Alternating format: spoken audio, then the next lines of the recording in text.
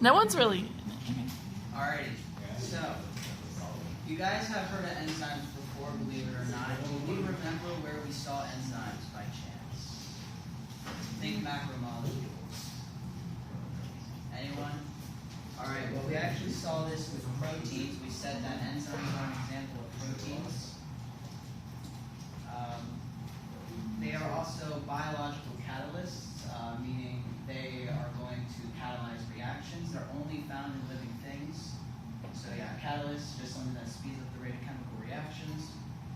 And it's only going to happen in living things. You can't find non-organic or abiotic enzymes.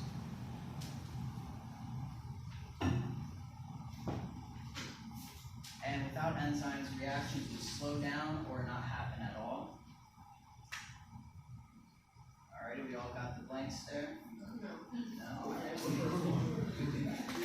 The first one, enzymes are the macromolecule, that's going to be protein.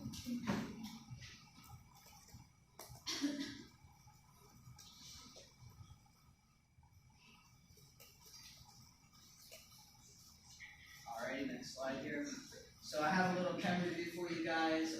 If we remember chemical reactions, question one, what are the products of this reaction? Does anyone know? Is that going to be on the left or right hand side? The left.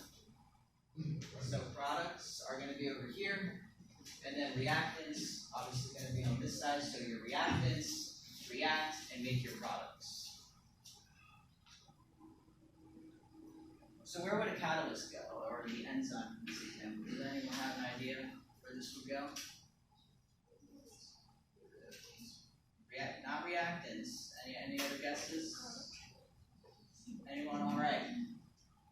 Enzymes. This is one of your blanks here, so make sure you get this. Enzymes are neither reactants nor products. If you guys remember from chemistry, catalysts go right here.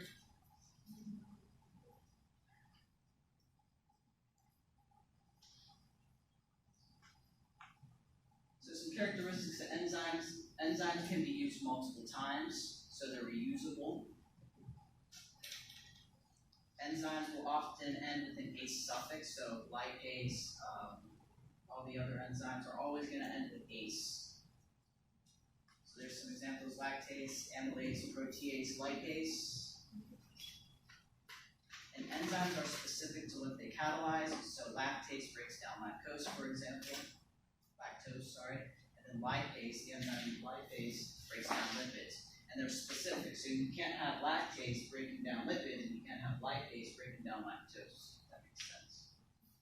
Wait for you guys to get all the blanks there. You good on that? Yeah. Alright. So we're actually going to see enzymes a lot in our digestion. Here's some examples for you guys. Amylase, that breaks down sugars. Lipase breaks down lipids.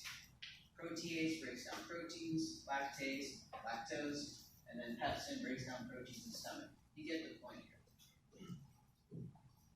So when we look at this from an energy spectrum, right, it's going to weaken bonds and lower the activation energy with enzymes. So if you look at this graph here, we have our reactants and our products. On the x-axis, we have the reaction. On the y-axis, we have energy. You can see with an enzyme, it's going to lower that activation energy, and it's going to help us reach that product with less energy. But without an enzyme, see, it requires a lot more energy. All right, enzymes from an atomic view. Corbin, do you mind going back to the slide before? Yeah. Guys, you should know activation energy. It was in your Unit 1 packet for this.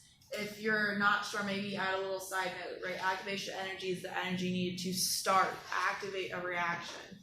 So enzymes lower that amount needed, aka starting out a lot faster and getting it going a lot faster. Alrighty. Enzymes from the atomic view. Enzymes provide a site where reactants can react in. That's called the active site. That's right there.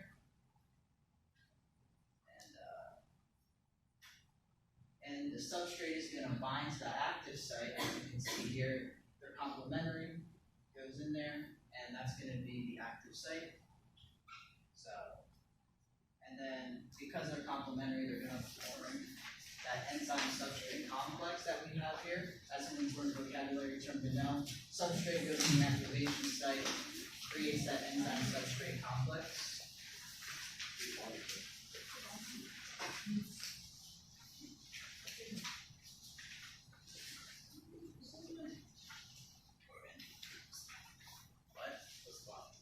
Enzyme plus substrate equals enzyme substrate complex. That's going to be, this is called the blank enzyme substrate complex.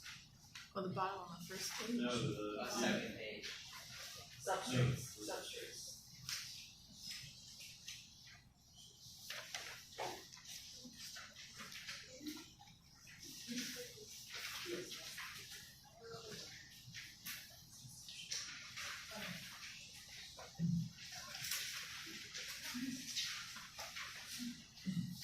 Alright, we all good there? Yes. Alright. What? You're not good? Okay. What was the very last blank on the first? Very last blank, the enzyme substrate complex. What's the second to last? Second last one, complementary. They have a complementary shape to each other.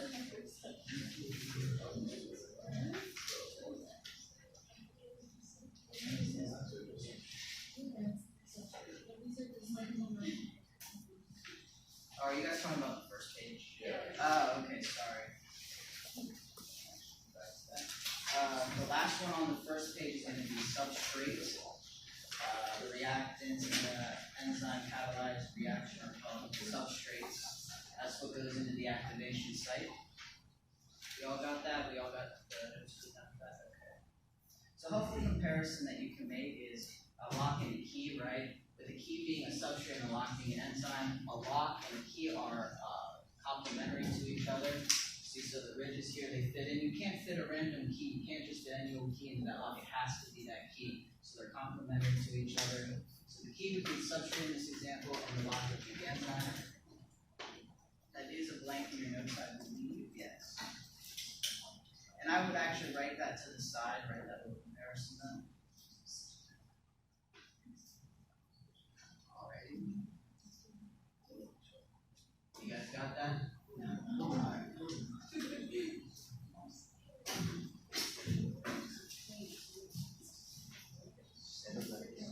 You still have the list.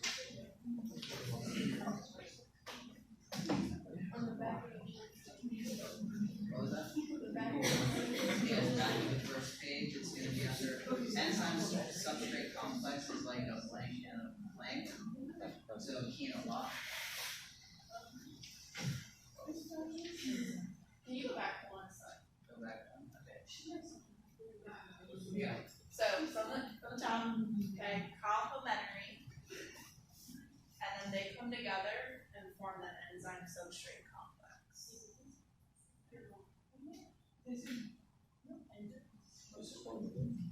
Enzyme substrate complex.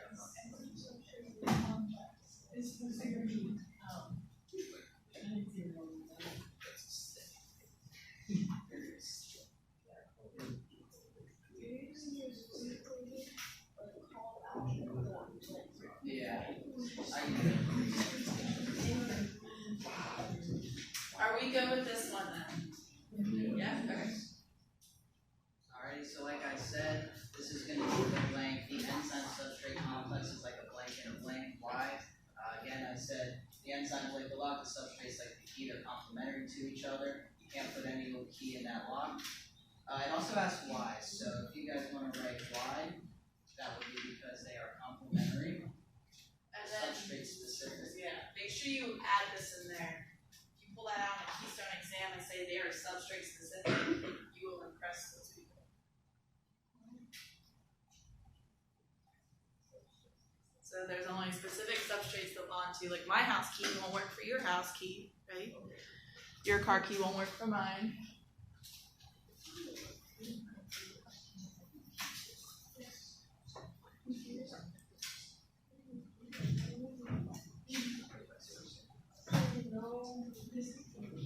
Alrighty, do we have that? Do we have that written down? Ready to go? Alrighty. So we have two kind of bindings when it comes to enzymes. If you guys remember the topics of dehydration, synthesis, and hydrolysis, this is going to come back to bite you in the butt here. So I hope you guys remember that. So this one, we have synthesis and building. We're going to use dehydration synthesis to build. So we're going to go from 2 reactants to 1 product. Remember, dehydration synthesis just means we dehydrate something to build them up. So we have 2 substrates. In this example, it would be 2 monomers if we're looking at this from a macromolecules kind of standpoint. They're going to go in that enzyme substrate. They're going to make, or it's going to go in the enzyme. It's going to make that enzyme substrate complex. They're going to build together and form your polymer. Bottom of the page. So if you see that little diagram, you have this exact image here. You can just point to it and say that's dehydration synthesis. If that will help you out.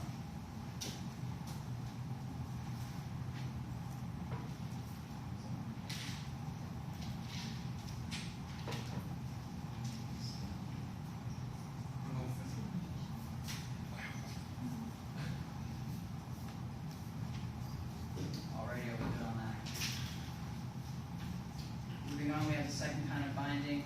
This is a decomposition reaction, or in this case it would be hydrolysis. We use hydrolysis to break 1 reactant, so this time we have a polymer. If we're looking at this from a macromolecule standpoint, it forms that enzyme substrate complex, and then we get 2 monomers as a product. So like you did with the first little graphic, you can also do the same with the bottom one. And the final blank there is just saying that enzymes can both be used in processes of dehydration synthesis and hydrolysis reactions as we saw.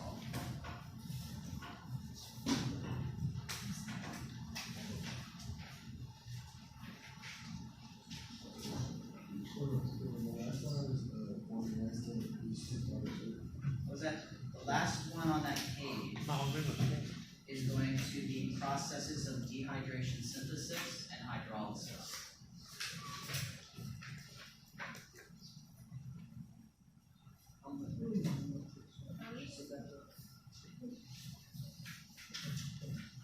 Alrighty, are we good on that? We have all the links there? Alrighty, section 2 here. What affects enzyme activity? I want you guys to think, talk to your partner, what do you guys think could affect enzyme activity here? Just if you were to think about what would cause a rate of reaction to lower? What do you guys think? Any ideas?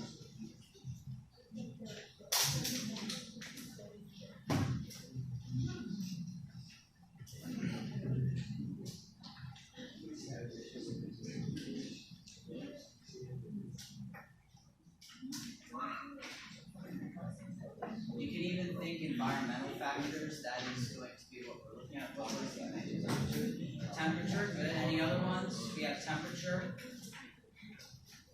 Alright, you did get one of them. There's going to be 3 of them here. An enzyme can denature if the environment is not optimal. So think about that enzyme there, nice and happy. All the rid is there, so that substrate can go right into that enzyme, form that enzyme substrate complex, and be all happy.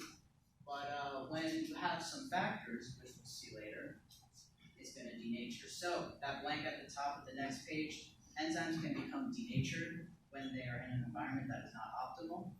Remember, optimal just means best and favorable. Denature means to change the shape of. And we're going to look at 3 factors today that will affect enzyme activity.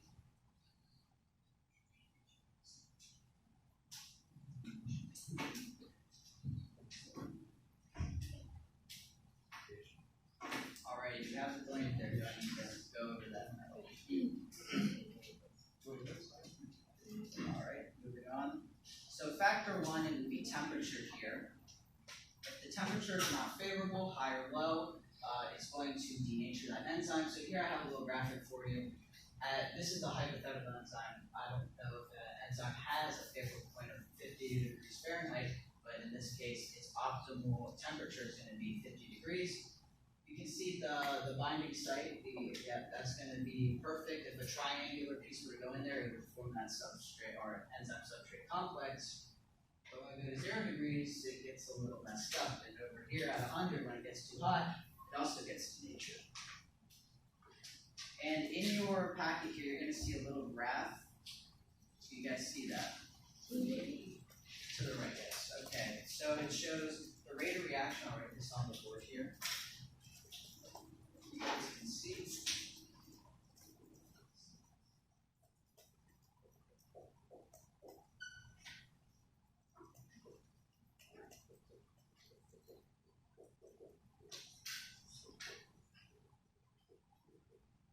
So that might be a little hard to see. Can you guys see it at all, or?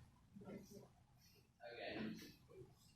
This is gonna be a little hard. You might to be able to just put that screen up. See. Is that okay? Do you just like yank on it, or? Yeah. That's Okay, maybe not. Absolutely. Why would it? Yeah.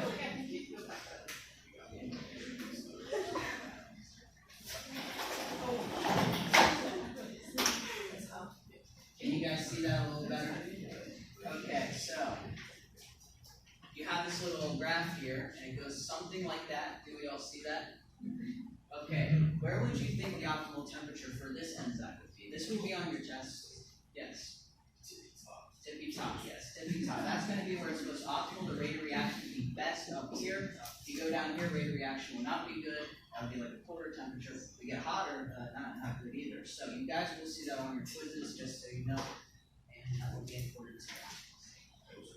So maybe add an arrow and point to that on your notes and say optimal, right? That top, the most reaction.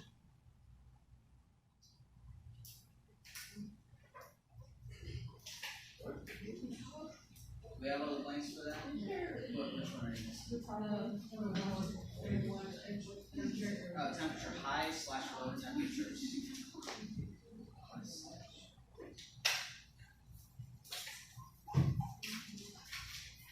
Alrighty, are we all good on that, guys? So now we have this factor of pH. Do you remember what pH is from chemistry? Yeah. What is it? Acid and Acid. acid bases. Acid bases, yes, differing levels. So differing levels of acids and bases will affect the activity of these enzymes here. It's a scale of 1 to 14. Remember, 0 being very acidic, 14 being very basic. So if an enzyme's pH is not optimal, we'll also denature. So again, this hypothetical enzyme, it's going to be most favorable at 7 pH here. That's going to be a neutral pH, if you remember.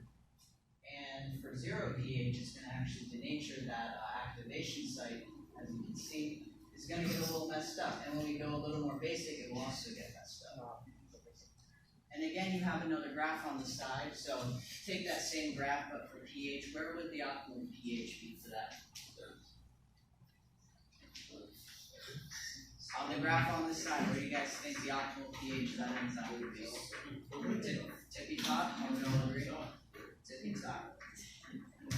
Alright, so for the acid, for the blanks, acids are 0 through 6.9. That would be acids.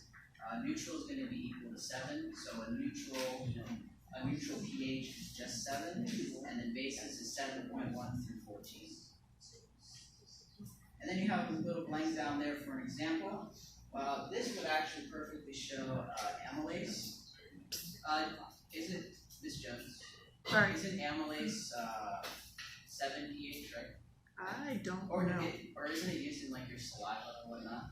It breaks down. Yeah, it's on your saliva. Yeah, so you have amylase, that's going to be in your saliva. It actually breaks down the starches. So when you put food in your mouth, your saliva is breaking down the starches. It's going to have that optimal range of 7 pH. So if the amylase enzymes get a little too acidic, they're going to denature. But if they get a little too basic, they're gonna also denature. So for the example, you can put amylase at 7 pH. How do you spell that? Put for amylase, AMYLASE.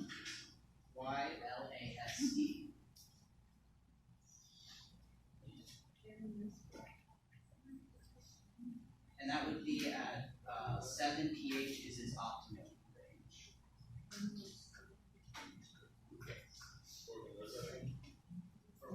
Okay, so amylase, for our example, at 7 pH is going to be its optimal pH range. Alright, and we have this last factor here. Don't mind me, we'll get to that. We have this idea of competitive inhibition.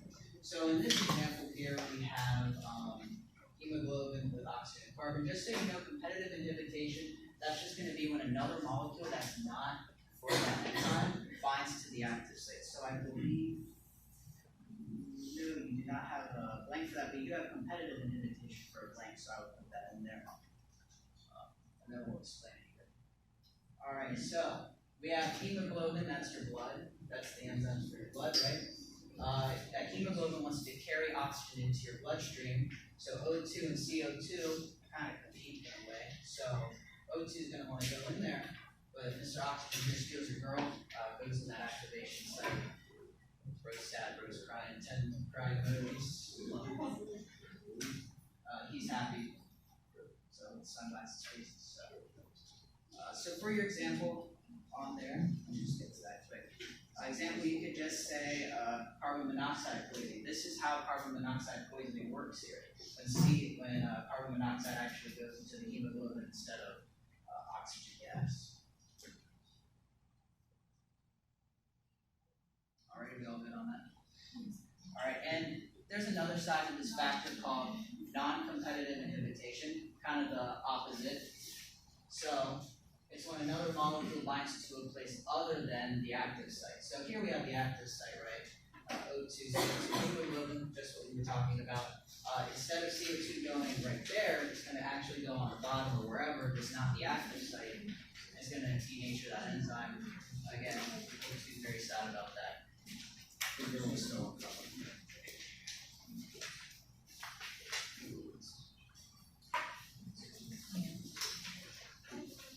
So that last blank is going to be non-competitive. What's the big one? What is that? You could, or for which one? Competitive, carbon monoxide poisoning, so CO poisoning.